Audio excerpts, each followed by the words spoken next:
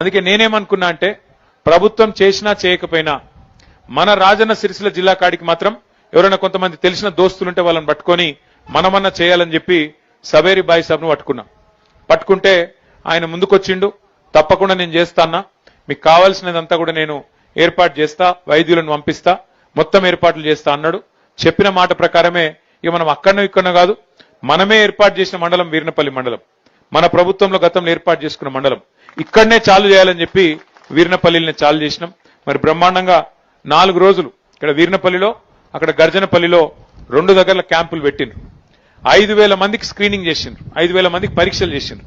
అందులో ఇవాళ 1,350 మందికి, అలా కొంతమంది పిల్లలు కూడా ఉన్నారు. మరి పిల్లలకు కూడా ఏమంది ఎక్కువ చదువుతున్నారో మరి ఎక్కువ ఫోన్ చూస్తున్నారో ఏందో కానీ మొత్తానికి వాళ్ళకు కూడా కంటికి గ్లాసులు అవసరం పడుతున్నాయి, అద్దాలు అవసరం పడుతున్నాయి. 250 మంది పిల్లలు ఉన్నారు. అదేవిధంగా ఒక 1,100 మంది పెద్ద మనుషులు ఉన్నారు. మొత్తం కలిపి 1,371 మందికి ఇవాళ అద్దాలు ఇవ్వబోతా ఉన్నాం.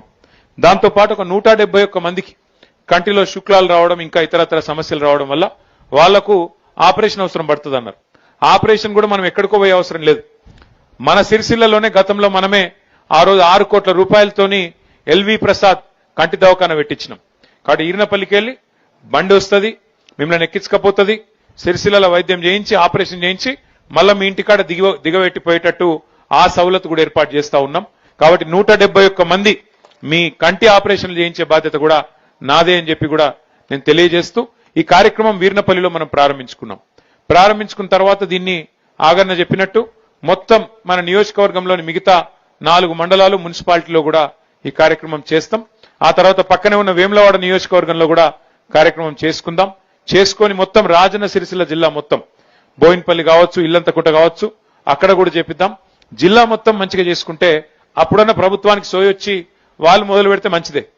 వాళ్ళకి మొదలు పెట్టి మేం చేస్తాం, ఇక మీరు చేసేది ఏంటి అంటే పర్వాలేదు, ప్రభుత్వం ప్రజల ఖర్చుతో ప్రజల సొమ్ముతో చేస్తా అంటే నాకేం అభ్యంతరం లేదు. కానీ ప్రభుత్వం చేసినా చేయకపోయినా మనం మాత్రం మన నియోజకవర్గంలో మన జిల్లాలో ఈ కార్యక్రమాన్ని దిగ్విజయంగా చేసుకుందాం.